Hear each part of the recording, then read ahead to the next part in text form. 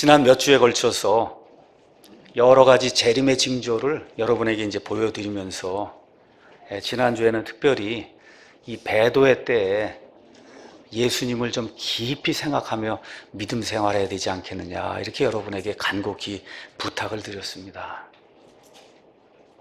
몇 차례 여러분에게 말씀드렸듯이 앞으로 살게 될 이 세상은 우리 그리스도인에게 점점 더 많은 영적인 스트레스를 가져다 주는 그런 세상이 됩니다. 휴대폰도 좋아지고 자동차도 좋아지고 이렇게 더워도 뭐 공기 좋아하기가 있고 이게 먹고 살고 이런 것들은 좋아질 수 있는데 저와 여러분의 그 영적인 삶을 피폐하게 만드는 일이 한두 가지가 아니에요. 어떻게 될지 모르겠지만 아마 내일 이런 내각 무슨 회의를 해서 여러분 NAP라는 얘기 들어보셨죠? 또 이거를 지금 통과시킨다. 차별금지법 그게 안 되니까 헌법으로 고치려고 하다가 또 그게 안 되니까 이번에 법무부 장관령으로 해서 그래서 어떻게 하든지 동성애 뭐 차별금지 이런 것들 지금 다 통과시키려고 뭐 거의 지금 막바지에 지금 와 있는데 이런 모든 게 아주 우리를 괴롭게 하는 거예요. 그렇지 않습니까? 우리가 동성애 하는 사람 우리 차별하지 않습니다. 동성애 하는 거 누가 뭐라 그래요? 여러분 어떤 사람이 동성애 하는 거 누가 뭐라 그럽니까 저희가? 그렇죠? 그걸 가지고 우리를 역차별하지 말라고 얘기하는 거예요. 이런 일들이 생기니까 아주 영의 커다란 그런 그 스트레스를 받게 됩니다. 다시 말해 예수님을 믿고 성경에 있는 대로 하나님의 방법대로 하나님이 원하시는 그런 그 고결한 그런 삶을 살기가 우리 아이들과 함께 그렇게 삶을 유지하기가 점점 어려워지는 이러한 시대에 지금 우리가 봉착해 있습니다. 디모데후서 3장 12절에 참으로 그리스도 예수님 안에서 하나님의 뜻대로 살고자 하는 자는 그 모든 자는 반드시 고난과 핍박을 당한다고 했는데 이와 같은 그 영적인 스트레스가 앞으로 더욱 가중될 것으로 이렇게 이제 생각이 됩니다. 그래서 히브리서 3장에 나와 있는 것처럼 우리의 신앙 고백의 사도시며 대제사장이신 그리스도 예수님을 이제 깊이 생각을 해야 된다. 죄인들이 그 예수님을 대적하며 십자가에서 예수님을 죽이기까지 할 때 그 모든 멸시를 그 예수님이 다 참아내시고 인내하시고 그리고 지금 승천하셔서 하나님 왕좌 오른편에 앉아 계신다. 이거를 저와 여러분이 기억을 하고 이 영적인 고난과 고통과 스트레스 이런 거 이거를 견디고 이걸로 구원받는 거 아닙니다. 여러분 기억하셔야 돼요. 이걸 많이 참으면 구원받는 거 아니에요. 구원은 예수님의 은혜로 믿음으로 받는 겁니다. 그 구원받은 이후에 예수님의 영이 딱 들어가게 되면 진리를 바라보게 되고 진리를 추구하려고 하면 세상과 마귀와 육신이 우리를 놔두지 않기 때문에 저와 여러분이 고통을 당하는데 그 고통을 당할 때 그 십자가의 수치까지 담당하시고 그 모든 걸 심지어 멸시하시기까지 하시고 그리고 결국 승리하셔서 하나님 왕좌 오른편에 앉아 계신 저 예수님을 우리가 눈을 들어 살펴보고 깊이 생각해 봐야 이 어려운 시대를 이겨나갈 수 있다. 그렇게 말씀을 드렸습니다. 그래서 우리 주님께서 히브리서에서 이렇게 마지막으로 이제 권고를 해주십니다. 10장 37절 가서 보니까 조금만 있으면 오실 분께서 오실 것이요. 여러분 오시는 거 맞습니까? 네. 지체하지 아니하시리라. 그런데 이제 의인은 믿음으로 살아야 된다. 믿음으로 살아야 된다. 아무리 어려워도 믿음으로 살아야 된다.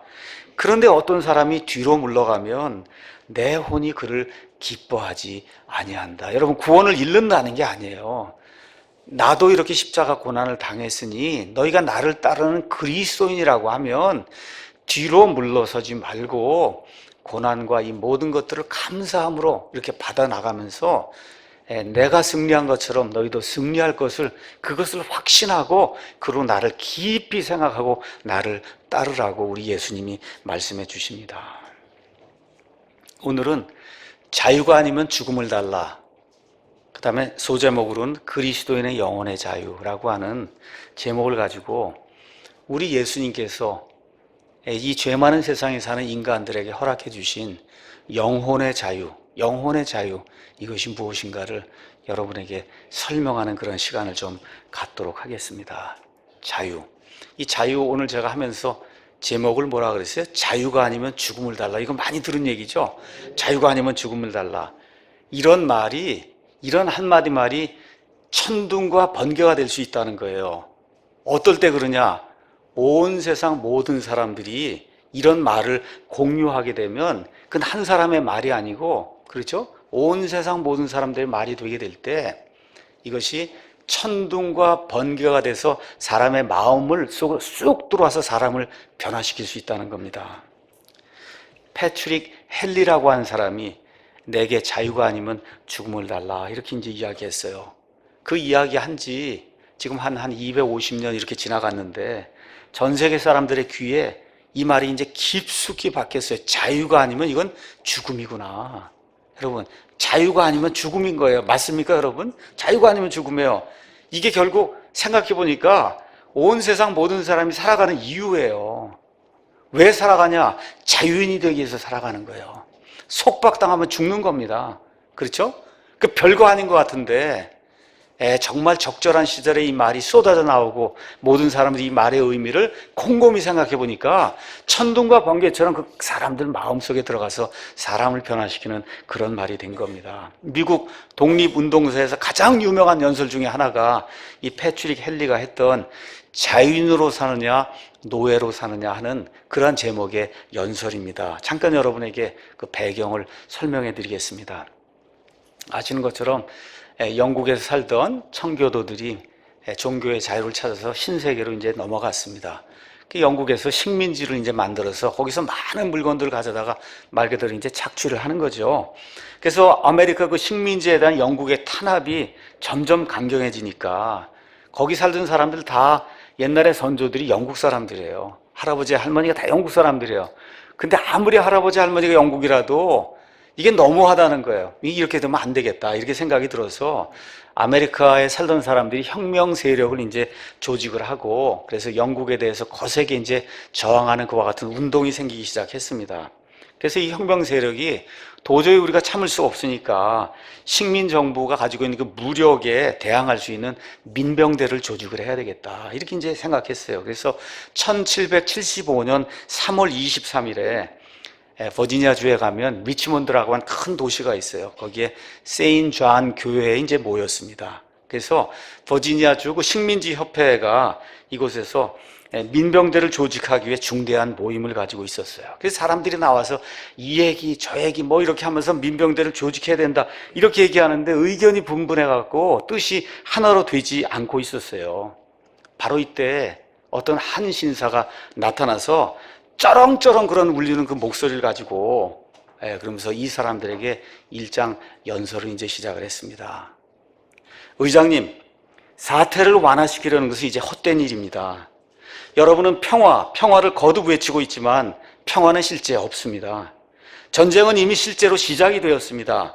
다음에 북쪽에서 불어올 강풍은 우리의 귀에 무기가 맞부딪히는 그런 소리를 들려줄 것입니다.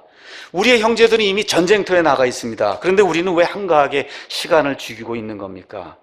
여러분이 바라는 것은 무엇입니까? 여러분이 가진 것은 무엇입니까? 쇠사슬을 차고 노예가 되어가고 있는데도 목숨이 그리도 소중하고 평화가 그리도 달콤하단 말입니까? 전능하신 하나님이여, 우리의 길을 인도해 주십시오.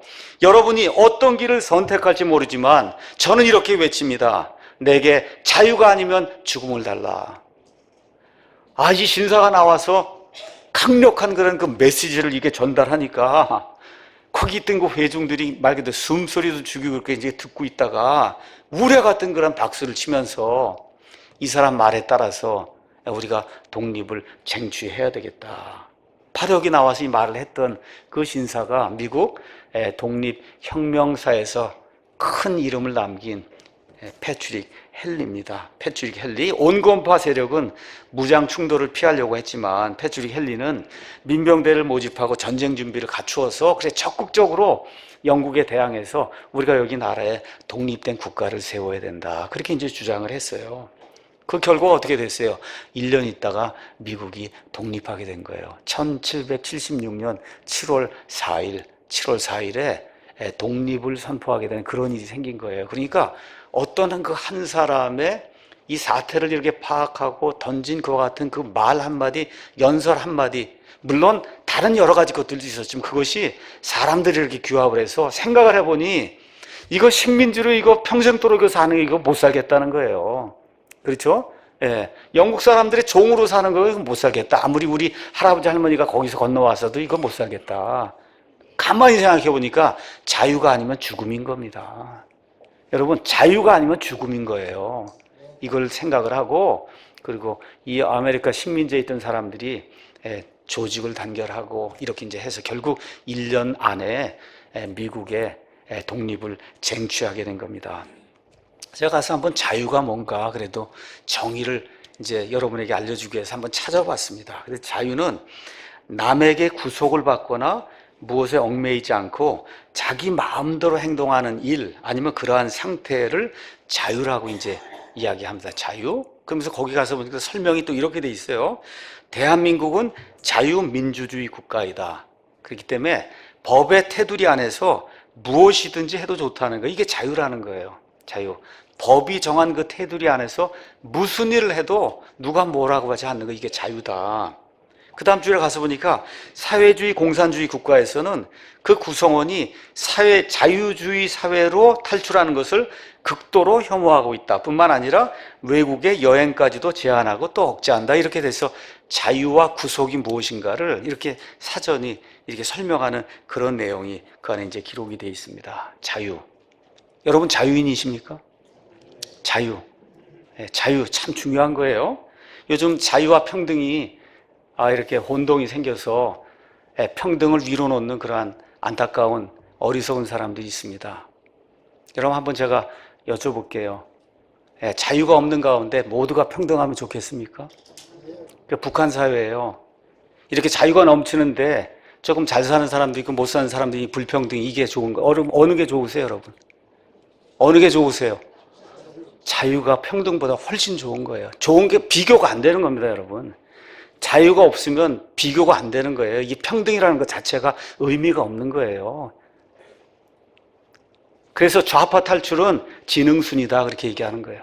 생각을 한번 해보세요. 어느 게 중요한가? 자유가 중요한 거예요. 자유가 없으면 평등이 소용이 없는 거예요, 여러분. 그래서 대한민국은 자유민주주의 국가고 저쪽은 인민민주주의 국가예요. 평등을 최고 가치로 치는데 그렇게 되니까 자유가 없어지는 거예요. 이것이 헷갈려서 지금 온 나라가 어려움에 지금 봉착해 있는 겁니다. 하나님이 우리 인간에게 주신 가장 소중한 가치가 뭐냐? 자유예요. 평등이 아니고. 자유가 아니면 죽음을 달라고 해야지 평등이 아니면 죽음을 달라고 하면 나라가 망하는 겁니다. 기억하셔야 돼요. 제가 오늘은 여러분에게서 교육 설교를 하려고 말씀을 드리는 겁니다. 자유, 이거 참 늘 듣는 말인데 정말 우린 진정으로 자유를 알고 있는가? 자유의 원천이 무엇인지, 누구인지 정말 알고 있는가? 사회주의를 지향하면서 국가가 개인의 자유를 이렇게 제한하게 되면 그러면 국가의 근간이 무너지게 되는 겁니다. 그래서 예수님의 은혜로 구원받으면 영원한 자유인이 되는 거예요, 여러분. 예수님의 은혜로 구원받으면 영적인 자유인뿐만 아니라 우리가 살아가는 인간 세상의 모든 영역에서 영원한 자유인이 되는 겁니다. 여기 그리스도께서 자유로 우리를 자유롭게 하셨으니 그러므로 그 자유 안에 굳게 서고 다시 속박의 멍에를 매지 말라. 여기 자유에는 두 가지가 있어요. 영어에는 프리덤이라는 게 있고 리버티라는 게 있어요. 여기 지금 나와 있는 건 리버티예요. 저기 인천에 있는 저 자유공원은 리버티 파크예요. 리버티는 속박된 걸 풀어주는 해방의 의미의 자유를 이야기하는 거고, 프리덤은 그냥 아무거나 마음대로 하는 거, 이걸 프리덤이라고 이야기하는 건데, 지금 성경이 이야기하는 건 속박의 상태에서 예수님이 모든 걸 풀어주셨기 때문에 영적인 것이든 세상의 모든 것이든 법이 정하는 그런 테두리 안에서 그리스도인은 영원 무궁토록 자유인이라고 성경이 우리에게 이야기해 주는 거예요. 다시 속박의 멍에를 매지 말라고 성경이 우리에게 이야기해 주고 있는 겁니다. 이것이 바로 사람을 구원하는 예수 그리스도의 복음의 핵심입니다. 복음의 핵심은 뭐냐? 속박에서 사람을 풀어주는 거예요. 자유롭게 살도록 만들어주는 게 그게 복음의 핵심이다. 이걸 여러분에게 왜 이것이 성경의 가치인가 여러분에게 설명해 주는 그런 시간을 좀 갖도록 하겠습니다. 예수님이 이 세상에 오신 목적이 뭐냐? 유대인들에게 입장에서는 구약 성경에 예언된 그 메시아, 이 땅에 다윗의 혈통을 따라 오셔서 다윗의 자손으로 하나님이 이루시던 그런 왕국을 이루어 주실 그분이 바로 예수님이다, 메시아다. 이 유대인들에게는 그런 입장에서 그렇게 볼 수밖에 없어요. 근데 우리는 거기서 시작하는 게 아니라 어디로 가야 되느냐? 죄가 처음 생겨난 창세기로 가야 돼요. 그 창세기 3장 15절에 가서 보니까 여자의 씨를 주시면서 하나님께서 이렇게 말씀하십니다. 내가 너와 여자 사이에, 뱀과 여자 사이에, 또 내 씨와 그녀의 씨 사이에 적개심을 두리니, 다시 말해 메시아와 그녀의 씨, 간단하게 얘기하면 적그리스도라고 볼 수도 있고 아니면 마귀의 세력이라고 볼 수도 있고, 사이에 적개심을 두리니 그 씨는 내 머리를 상하게 할 것이요. 예수님을 대적하고 메시아를 대적하는 그런 자들은 메시아는 내 머리를 상하게 할 것이요. 말 그대로 마귀를 완전히 멸절시킬 것이고 너는 그의 발꿈치를 상하게 한다 해서 예수님이 결국 나중에 십자가에 죽게 돼서, 여기서 마귀가 승리한 것 같지만 사실 발꿈치에 상처 있는 거 아무것도 아니거든요. 이렇게 해서 마귀를 멸절시키는 분이 바로 예수님이시다, 이렇게 창세기가 우리에게 이야기해주고 있어요. 그러니까 예수님이 이 땅에 오셔야 될 가장 큰 목적 중에 하나는 인류 구원 맞아요. 근데 그 인류 구원에 앞서서 또 뭐가 있는 거냐? 마귀를 멸절해야 돼요. 인간의 문제가 뭐냐? 제가 지난주에 말씀드린 대로 인간의 문제는 히브리서 12장에 이렇게 이제 기록이 되어 있습니다. 14절에 그런즉 자녀들은 살과 피에 참여한 자들이므로 그분도 마찬가지로 같은 것의 일부를 취하셨으니 이것은 그분께서 죽음을 통해 죽음의 권능을 가진 자 곧 마귀를 멸하시고 또 죽음을 두려워하여 평생토록 속박의 얽매인 자들을 건져내려 하십니다. 예수님이 이 땅에 오신 것은 죽음 때문에 벌벌벌벌 떨면서 마귀의 속박에 매여 있는 이 사람들을 구출하셔서 해방을 주시려고 이 땅에 오셨다고 성경이 이야기하는 거예요. 그래서 마귀의 속박에서 벗어나지 못하면 마귀와 함께 같이 묶여서 지옥불 속에, 마귀와 그의 천사들과 함께 지옥불 속에 들어갈 수밖에 없다고 성경이 이야기해 주는 거예요. 그렇기 때문에 마귀의 속박에서 벗어나는 것이 예수님이 이 땅에 오신 가장 중요한 그런 이유입니다. 예수님 이제 공생에 시작하셨어요. 그 기사가 이제 누가복음에 나옵니다. 예수님께서 침례를 받으시고 마귀에게 시험을 받으시고 드디어 이제 나사렛에 가셔서 성경을 읽으시면서 공생에 시작하는 그런 모습이 누가복음 4장에 기록이 되어 있습니다. 누가복음 4장 잠깐 보도록 하겠습니다. 예수님이 공식적으로 공생애를 시작하면서 하신 일이 뭐냐? 성경 말씀을 읽으신 거예요. 성경 말씀 어디를 읽으셨냐? 이사야서 61장을 읽으셨습니다. 그 내용이 누가복음 4장 16절에 그분께서 자기가 자란 나사렛에 가사 자기의 관례대로 안식일에 회당에 들어가 읽으려고 서시니 섬기는 자가 대언자 이사야의 책을 그분께 넘겨드리거늘 그분께서 그 책을 펴서 이렇게 기록된 외를 찾으시니라 일러스되. 이사야서가 66장이에요. 굉장히 두꺼워요. 근데 예수님이 공생애를 시작하면서 내가 이 세상에 온 목적, 공생애를 시작한 목적은 바로 이것이다 하고, 그리고 두 구절을 읽습니다. 그 두 구절 말씀이 여기 있어요. 주의 영께서 내게 임하셨으니 이는 그분께서 내게 기름을 부으사 메시아 사역을 하게 하셔서 성령님으로 충만하게 하셔서 가난한 자들에게 복음을 선포하게 하셨기 때문이다. 자, 복음이 뭐냐는 거예요. 복된 소식을 영과 육과 혼이 가난한 자들에게 이렇게 선포하게 했다는 거예요. 자, 그래 복음이 뭐냐? 그분께서 나를 보내신 것은, 복음을 선포하게 하신 것은 마음이 상한 자들을 고쳐주고 포로된 자들에게 구출을 가져다 주고 눈먼 자들을 다시 보게 함을 그렇게 선포하고 상처 입은 자들을 자유롭게 하며 주의 받아주신 해를 선포하게 하려 합니다. 이 말씀을 예수님이 공생이 시작하면서 이게 앞으로 내가 3년 반 동안 이 땅에서 공적인 삶을 살면서 이루어야 될 목표라고 예수님이 말씀하셨어요. 그러더니 예수님이 또 뭐라고 말씀하시냐? 21절에 이 성경 기록이 이날 너희 귀에 성취되었느니라. 아직 시작도 안 하셨습니다, 여러분. 아직 공적으로 나가서 복음 선포 아직 안 하셨잖아요. 근데 이미 예수님의 시간표에서는 이미 끝났다는 거예요. 뭐가 끝났어요?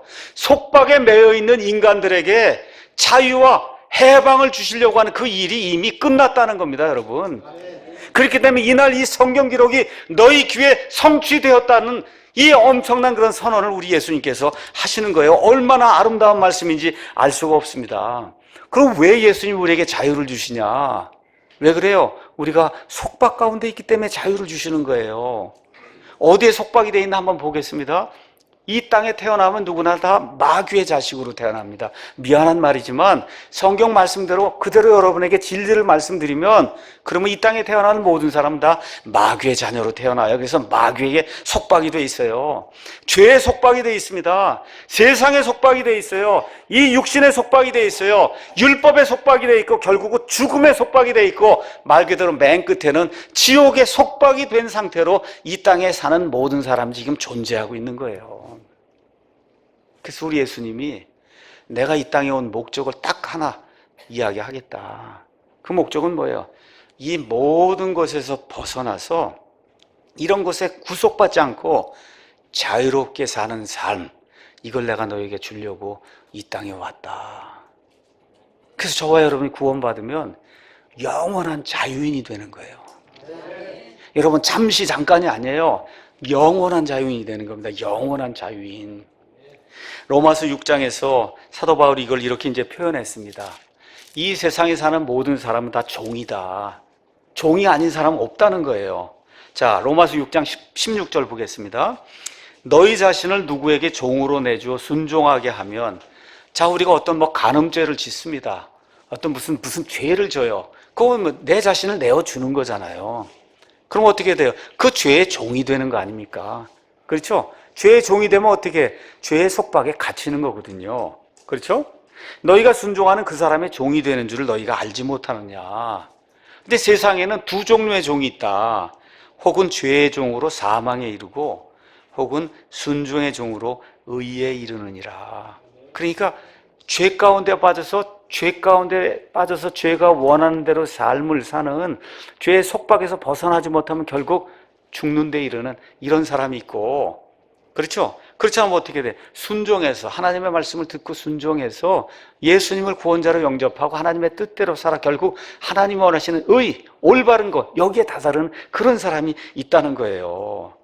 그러나 하나님께 감사하리로다. 너희가 죄의 종이었으나, 저와 여러분이 구원받기 전에 다 죄의 종이었으나 너희에게 전달된 그 교리의 그 틀, 성경 말씀이 전달해주는 이 말씀, 그 교리의 그 틀에 마음으로부터 순종해서, 맞습니다, 제가 죄인입니다, 죄의 자식입니다, 마귀의 자식입니다, 하지만 하나님이 도와주시고 예수님을 보내주셨으니 그 예수님을 통해 제가 순종하고 하나님의 아들, 딸이 되길 원합니다 하고 마음으로 이렇게 순종하고, 이로써 죄로부터 해방이 돼서, 그렇죠? 의의 종이 됐다는 거예요. 여러분, 의의 종이 됐다는 건 의가 하라고 하는 대로만 사는 사람이 됐다는 거예요. 그러니까 마음속에 매일같이 갈등이 있는 거예요. 이 육신은 죄를 짓고 싶어 하는데, 우리의 그 새 사람은 너는 의의 종이기 때문에 올바른 것만 하라고 자꾸 얘기를 하니까 마음에 갈등이 계속해서 생기는 거예요. 예수님 믿고 나면 계속해서 갈등이 생기는 거예요. 너희의 육신이 연약함으로 내가 사람들의 관례대로 말하나니, 전에 너희가 너희 지체를 부정함과 불법에게 종으로 내주어 불법에 이른 것 같이 이제는 너희 지체를 의에게 종으로 내주어 거룩함에 이르는, 하나님을 기쁘게 하는, 하나님의 본성에 참여하는 그런 자로서의 삶을 살아야 된다. 너희가 죄의 종이었을 때는 의로부터 자유로워요. 그러니까 의가 아닌 것만 다 하는 게 그게 의로부터 자유로운 거거든요. 예수님 믿기 전에 그렇게 살았단 말입니다. 그런즉 지금은 너희가 부끄러워하는 그 일들 안에서 그때 무슨 열매를 맺었느냐. 다윗의 시편 가서 보니까 내 어린 시절의 그 죄를 하나님이 용서해 주십시오. 다윗도 얼굴이 뜨끈뜨끈한 거예요. 그 젊은 시절에 지었던 이러한 그런 죄들을 생각하니까. 그 일들의 끝은 사망이니라. 여러분, 하나님 밖에서 하나님 모르고 이렇게 짓는 그 모든 일들이 저와 여러분을 속박에 이렇게 매갖고 어디로 끌고 가요? 사망으로, 둘째 사망으로, 마귀와 그의 천사들과 함께 사는 지옥불 속으로 끌고 들어간다는 거예요. 22절, 그러나 이제는 너희가 죄로부터 해방이 되고 하나님께 종이 되어 거룩함에 이르는 너희의 열매를 얻었으니 그 끝은 영존하는 생명이니라. 다 같이 읽겠습니다. 죄의 삭은 사망이나 하나님의 선물은 예수 그리스도 우리 주를 통해 얻는 영원한 생명이다. 이렇게 이제 이야기하고 있는 거예요. 그렇기 때문에 구원받으면 영원한 생명을 얻는데, 영원한 생명이 뭐냐 그렇게 얘기하면 여러분, 영원히 자유로운 사람이 되는 거예요.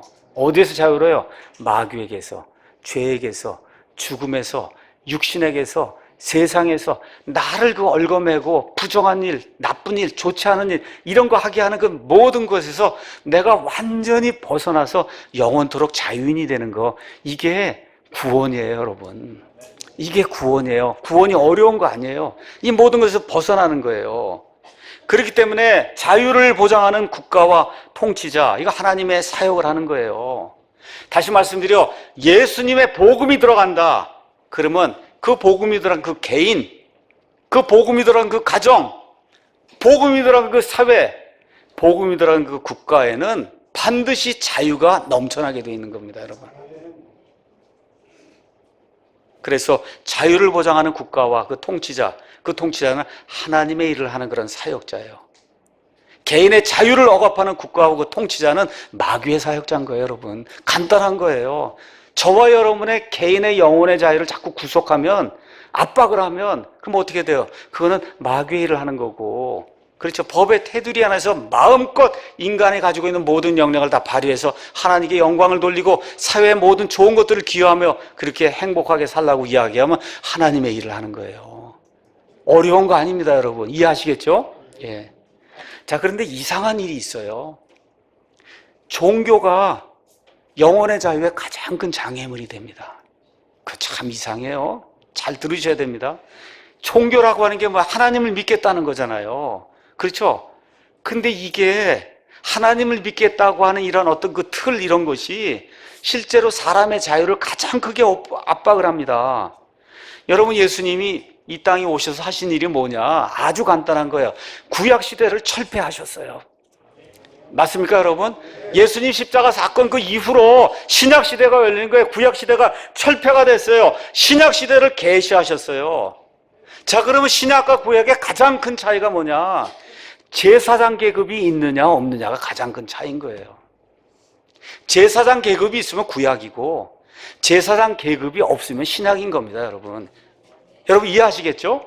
그래서 십자가 사건 이후에는 구약 시대의 그 제사장 계급이 완전히 철폐가 된 거예요. 그 제사장은 어느 때 필요하냐? 신정 국가에만 제사장이 필요한 거예요.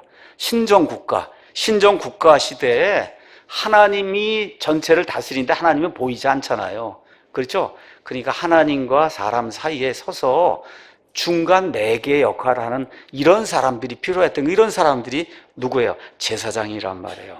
신정 국가에서는 제사장이 없으면 하나님과 관련된 모든 일이 이루어지질 않습니다. 그러니까 특별한 계급이 될 수밖에 없는 거예요, 이 제사장이. 처음에 별거 없는 사람이 제사장이 됐어요. 누가 제사장이 됐어요? 아론이 제사장이 됐고 아론의 아들들이 그냥 제사장이 된 거예요. 뭐 훌륭해서 된 것도 아니고. 그렇죠? 근데 이게 시간이 지나다 보니까 어떻게 됐어요? 이 사람들 특별한 옷을 입게 되고 특별한 무슨 관을 쓰게 되고 뭐 연기 나는 거 이런 거 해갖고 뭐 이렇게 하고 뭐 이렇게 하니까 어떻게 돼요? 이 사람들은 좀 특별한 사람이고 나머지는 일반인이 돼서 말 그대로 평신도가 있고 제사장이 생기는 이런 일이 생기게 된 거예요. 우리 예수님이 이 땅에 오셔서 하신 일이 뭐냐? 누구든지 인간 제사장 거치지 않고 직통 하나님께 가는 길 열어주신 겁니다, 여러분. 제사장의 이 속박에서 벗어나는 영혼의 자유를 허락해 주셔서 누구든지 예수님만 믿으면 하나님의 은혜의 왕좌에 직통 나가는 거예요, 여러분. 교환원 이런 거 필요 없어요. 그냥 직통 나가는 거예요. 이런 시대를 열어주신 거예요. 그렇기 때문에 신약 시대는 더 이상 신정국가가 아닌 겁니다. 교회는 신정국가가 아닌 거예요. 신정국가에만 제사장이 있는 거예요. 자, 그래서 이런 아름다운 일이 이 예수님을 통해서 세상에 퍼져나가면서, 그렇죠? 이 사도 바울이 소아시아 지방 유럽에 말씀을 가지고 와서 이제 전달하고 이렇게 되면서 제사장이 철폐된 거, 이거를 열심히 이제 선포했는데 이 기존의 기득권 세력이 가만히 있지 않습니다. 그렇죠? 이렇게 돼서 교회 안에 신종 제사장 계급을 또 형성을 하기 시작했어요. 그래서 AD 90년경에 우리 한번 계시록 2장 가서 보겠습니다. 계시록 2장 6절 여기 15절 가서 보면 이 에베소 교회를 책망하는 그런 내용이 이제 나오는데, 에베소 교회 그 책망하는 것 가운데 6절에 가서 보니까 그러나 내게 이것이 있으니 곧 내가 니골라 당의 행위를 미워하는도다. 나도 그것을 미워하노라. 그러니까 예수님이 아주 미워하는 게 있는데 그게 뭐냐? 니골라 당의 행위를 미워한다는 거예요. 근데 너희도 미워하는데 나도 미워한다.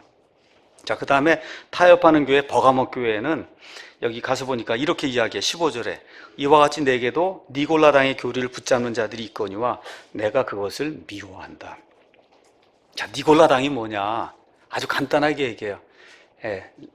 니콜라, 이게 할 때 레이라고 하는 그런 말이 나오는데, 모든 사람들 하나님 앞에 평범하게 똑같이 설 수 있는 보통 사람이 된 거예요. 그게 레이예요. 이 레이를 니코, 타고 누르는 사람들이 생겼다는 거예요. 교회 안에 다시 제사장 계급이 부활했다는 거예요. 예수님이 이 신약 시대에는 제사장 계급이라는 게 없다. 목사가 제사장 아닙니다, 여러분. 제사장 아닌데 목사가 마치 제사장 노릇을 하는 이와 같은 니골라 당이 생겼는데 예수님이 뭐라 그래요? 나는 니골라 당을 미워한다고 얘기하는 거예요. 니골라 당을 내가 미워한다. 이렇게 돼서 이 구약 시대에 잔재로 남아있는 이게 적폐거든요. 이거를 치워야 되는데 이걸 치우지 못하고 교회에 이게 또 들어오기 시작한 거예요. 기독교가 부패하기 시작했어요. 그 교회 안에 뭐가 생겼냐? 교회의 아버지들이 생겼어요. 그걸 우리가 지금 뭐라 그래요? 교부라고 얘기해. 여러분, 교회에 무슨 아버지가 있어요? 예수님 뭐라 그래? 땅에 있는 자를 아버지라 그러지 말라 그러잖아요. 너희 아버지는 하늘에 계신 저분 외에는 없으니 땅에 있는 사람을 아버지라 부르지 마라. 천주교 신부를 뭐라 그래? 영어로 father 그렇게 얘기하잖아요. 그런 거 하지 말라는 거거든요. 그런 거 하지 말라. 교회에 아버지들이 생기더니 아버지 중에 또 아버지라고 해서 교회 황제가 생겼어요. 그걸 교황이라고 그러는 거예요. 이렇게 해갖고 구약시대의 신정정치가 이 교회 안에 이게 들어오면서 말 그대로 제사장 계급과 프리스트와 그 다음에 평신도 계급이 나뉘는 예수님이 가장 미워하는 그런 일이 이 교회라고 하는데 생겨나기 시작한 거예요. 이렇게 되니까 옛날처럼 또 뭐예요? 내게 와서 고해성사 해라 해서 고해성사 받고 하면서 어떻게 돼요? 신정국가를 형성해서 그래서 교황이 그리스도를 대신해서 온 세상을 다스리는 이와 같은 그 체제를 형성해서 이런 일이 마르틴 루터의 종교개혁까지 무려 1200~300년 동안 저 유럽 전체를 휩싸고 그래서 감싸고 영혼의 자유를 박탈했던 거예요. 이런 일이 이제 생기게 된 겁니다. 그러다 보니까 일반 역사학자들도 그 1000년에서 1200년을 중세 암흑시대라고 이야기하는 거예요. 암흑시대, 뭐가 없었어요? 자유가 없었던 거예요, 여러분. 자유가 없어요. 이 기간에 이 성경 말씀을 읽고 이렇게 하면 안 되지 하고 믿음의 자유, 영혼의 자유를 지키려고 그 많은 사람들을 저 기존 그 교회가 천주교회가 많은 사람들을 죽였습니다. 많은 성경신자들이 처형이 됐어요. 이렇게 하고 어떻게 했냐? 성경을 읽으면 안 된다는 거예요. 일반인은 성경을 읽을 수가 없다. 그렇게 해서 성경을 절대 번역하지 못하게 하고 라틴어로만 번역을 해서 그래서 그것도 누구만 읽어요? 신부들만 읽는 거예요. 그리고 여기 미사들이 여기 오면 신부가 라틴어로 읽고 라틴어로 강론을 하니 여기 나와서 몸만 앉아 있는 거지 무슨 얘기를 들어야 믿음은 들음에서 오는데 뭐 하나님의 말씀을 들어야 믿음이 생길 거 아니에요. 1200년, 1300년 동안 말 그대로 전체 유럽에서 하나님의 말씀을 듣기가 그렇게 어려운 그러한 시대가 있었던 거예요, 여러분. 여러분 이해하시겠습니까? 그럼 제가 한번 여쭤볼게요. 그 한 1200년, 1300년 동안 구원받은 사람의 수가 많았겠어요, 적었겠어요? 거의 없었다고 봐야죠. 말씀을 듣지 못하는데 어떻게 구원받습니까? 세례받는 거, 여러분 세례받는 걸로 구원 못 받아요. 영세 1000번, 10,000번 받아도 구원 못 받습니다. 고해성사 1000번, 10,000번 해도 구원 못 받습니다. 죽을 때 노자성사 1000번, 10,000번 해도 구원 못 받아요. 말씀을 듣지 못하는데 어떻게 구원받습니까? 이와 같은 일이 무려 1200년, 1300년 동안 온 유럽을 강타해서 유럽에 구원받는 사람이 거의 없게 된 이런 일이 생긴 거예요. 이러한 때 등장한 인물이 1517년에 종교개혁을 일으킨 마르틴 루터예요. 루터가 가만히 보니 이게 지금 하고 있는 게 교황을 통한 신정정치예요. 예수님은 이제 신정정치는 구약으로 끝났다고 하는 거거든요. 이제는 이방인들의 이 교회 시대가 열리면서, 그렇죠, 신정정치라는 것 자체가 없어진 거예요. 루터가 보니까 사제들이 여러 가지 불법 행위를 하고 이것으로 인해 수많은 민초들이 불행을 겪는 이런 일을 눈으로 이제 보게 되고 본인 마음에 평안이 없는 거예요. 성경을 그렇게 많이 읽고, 그렇죠, 고행을 하고 수도를 하고, 그 다음에 또 아무래도 평안이 생기지 않으니까 그 위에 있던 사람이 로마를 가서 방문하고 오면 그러면 모든 문제가 해결이 될 거라 해서 로마를 보내줬어요. 로마에 가서 보니까 지극히 악랄하고 한 사람이 누구예요? 그 교황이더라고. 가서 보니까. 그래서 거기 가도 안 되고, 그렇죠, 고행을 해도 안 되고, 새벽에 수도를 해도 안 되고, 성경을 읽어도 안 되고, 외워도 안 되고, 안 되는 거예요. 자기를 내려쳐도 안 되고, 안 되는 겁니다. 바로 이때 루터에게 영혼의 빛을 가져다 준 그 말씀, 그게 뭐냐? 갈라디아서예요. 여러분, 이 갈라디아서는 저와 여러분의 자유의 헌장이에요. 여기에 영향을 받고 이걸 많이 공부하고 드디어 나중에 로마서 1장 말씀을 읽으면서 마르틴 루터가 의인은 믿음으로 살리라고 한 그 믿음, 이신칭의를 발견하게 됐는데 거기에 핵심이 됐던 게 뭐냐? 갈라디아서예요. 그래서 루터가 주석을 썼는데 그 주석 중에 가장 유명한 게 갈라디아서 주석이에요. 갈라디아서 주석. 자, 그래서 여기 가서 보니까 이 갈라디아서 5장 1절에 루터가 쭉 읽어 내려가는 가운데 1절 읽는 가운데 그리스도께서 자유로 우리를 자유롭게 하셨으니 그러므로 그 자유 안에 굳게 서고 다시 속박의 멍에를 매지 말라고 하는 이 말씀을 탁 듣는 순간에 그 패트릭 헨리의 자유가 아니면 죽음을 달라 이 말씀이 사람들 속에 들어가서 사람들을 변화시켜서 독립운동을 일으켜서 결국은 독립을 쟁취하게 만든 것처럼 내가 지금까지 이 종교의 틀 속에 갇혀서 마귀와 세상과 육신과, 그렇죠, 이 율법의 속박에 gat혀서 자유인의 삶을 살지 못했구나. 그 예수님 뭐라 그래? 자유로 너를 해방시켰으니까 다시 again 다시는 속박의 멍에를 매지 말라고 하는 말이 탁 들어오는 게 그냥 어떻게 됐어요? 번개와 천둥처럼 이 루터의 마음을 때린 거예요. 바로 그 순간에. 그래서 그는 이 말씀을 통해서 또 로마서 말씀을 읽으면서 오직 의인은 하나님이 옳다고 인정해 주는 사람은 성경 말씀으로, 그렇죠, 오직 믿음으로 오직 예수님의 은혜로 구원받아 영원 무궁토록 자유인이 되는구나. 이걸 깨달은 겁니다, 여러분. 죽을 때까지 그것만 설교한 거예요. 오직 예수님의 은혜로, 믿음으로, 성경 말씀을 통해 영원토록 자유인이 되는 거, 이게 그리스도인의 복음이다. 믿습니까, 여러분? 이거 설교하고 평생도록 모든 사람들이 이 말씀을 전달한 거예요. 마귀에게서, 죄에게서, 사망에게서, 교황에게서, 신정정치, 제사장 계급에서, 모든 종교 노래에서 속박된 이 모든 것에서 사람을 자유하게 하는 것이, 그것이 바로 예수 그리스도의 복음이에요. 그것이 어디서 오냐? 예수님이 주신 자유에서 오는 거예요. 이 땅에 왜 오셨냐? 속박의 매인 자들을 거기서 풀어주시려고 우리 예수님이 오시게 된 겁니다. 자, 그런데 이 예수님의 자유는 이게 어느 사회로 이렇게 들어가면은 종교만 변화시키는 게 아니에요. 어떤 게 변화가 되냐? 정치가 변화가 되고, 문화가 변화가 되고, 교육이 변화가 되고, 경제 생활이 변화가 돼서 사람을 억누르던 그런 모든 것이 예수님의 복음이 이렇게 그 안에 들어가게 되면 그 모든 게 어떻게 돼? 해체가 되는 일이 생기는 거예요, 여러분. 그게 바로 르네상스, 종교개혁 이후에 온 세상 사람들에게 문명의 빛을 가져오게 된 르네상스가 생기게 된 그런 원인이 된 거예요. 다시 말씀드릴게요. 이것이 바로 그리스도교, 기독교가 온 세상에 선포하는 그런 가치예요. 여러분, 교회 안에만 머무는 게 기독교가 아니에요.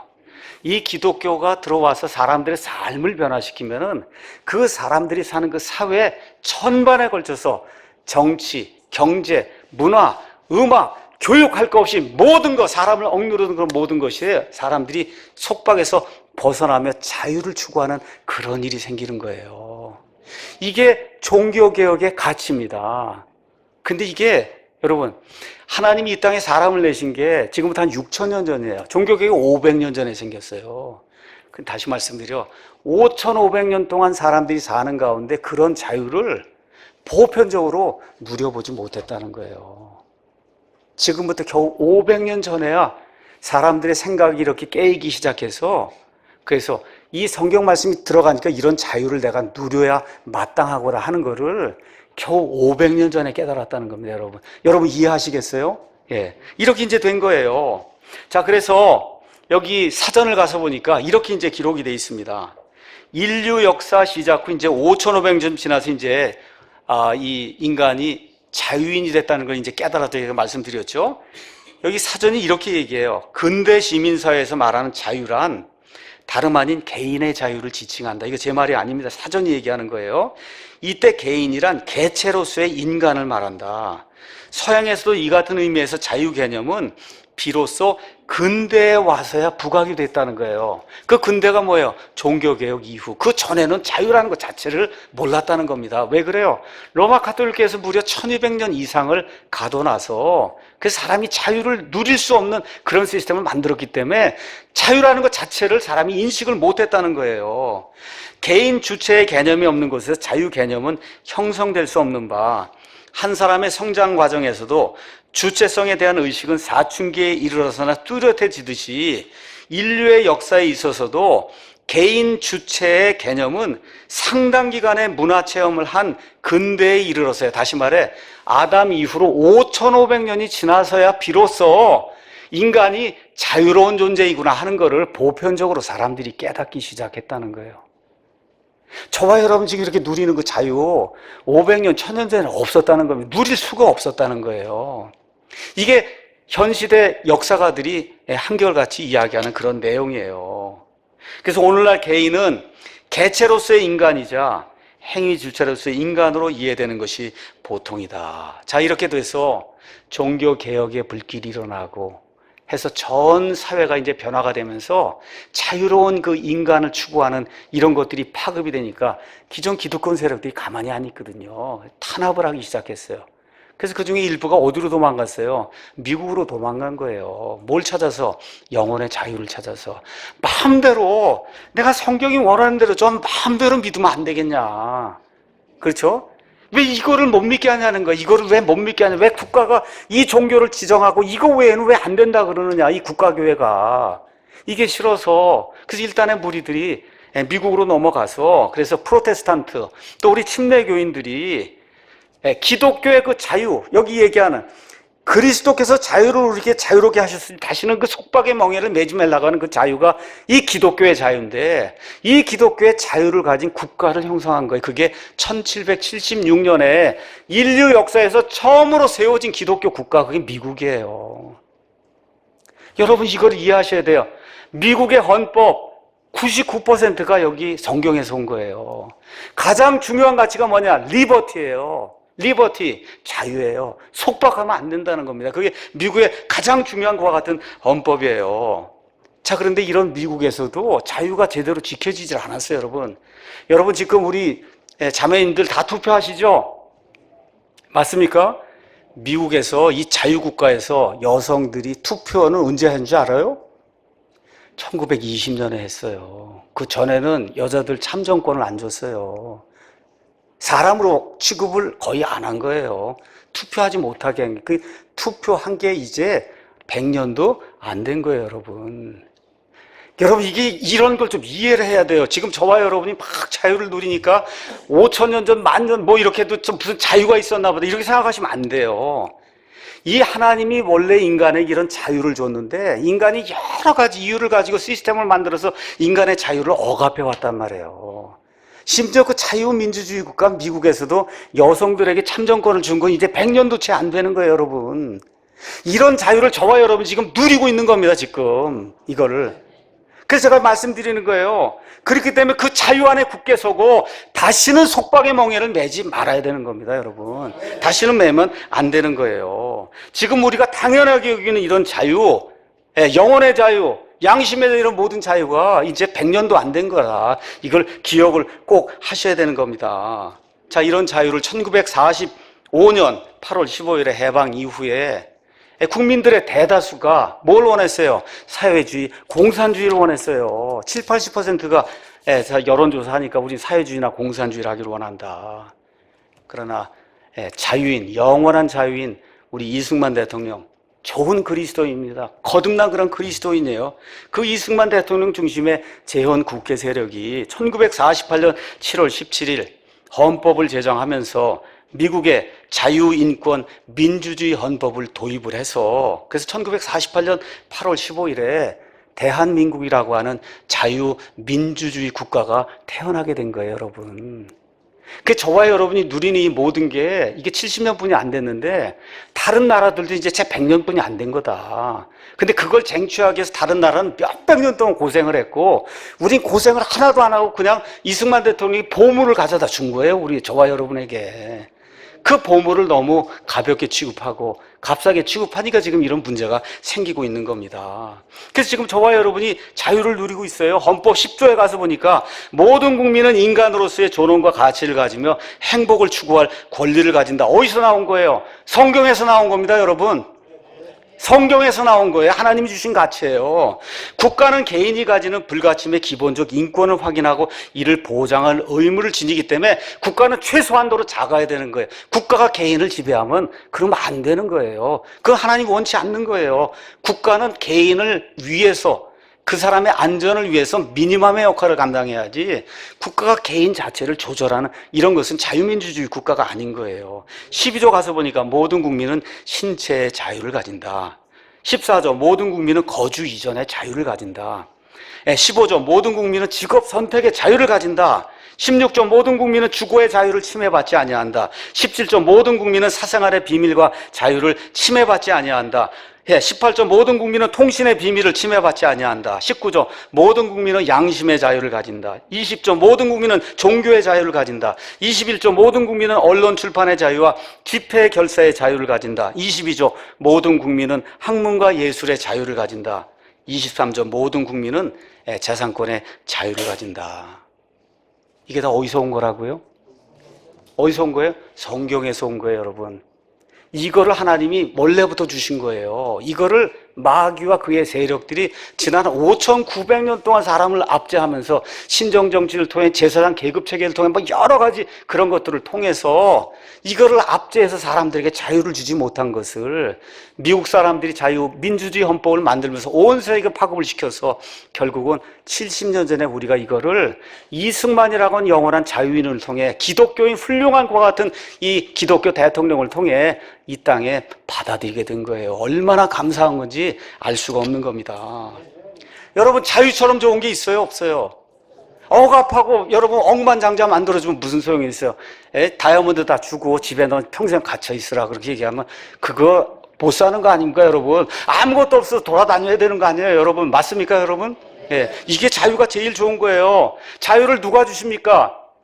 누가 주는 거예요? 대통령이 주는 거 아니에요? 국가가 주는 거 아니에요? 누가 주는 거예요?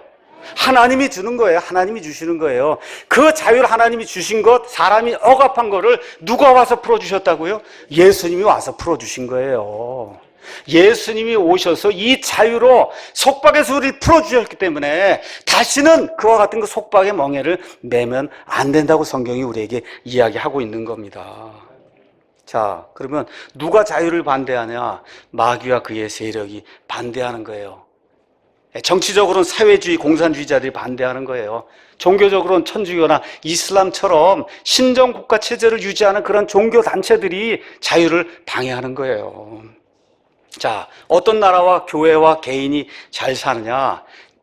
개인의 자유를 극대화하는 그런 나라가, 극대화하는 교회와 극대화하는 그런 국가가 이 세상에서 가장 잘 사는 국가예요. 미국이 그래요. 캐나다가 그래요. 영국이 그래요. 대한민국이 그래요. 이스라엘 그래요. 여러분, 많은 교단이 있지만 이 세상에 가장 큰 교단이 어떤 교단이에요?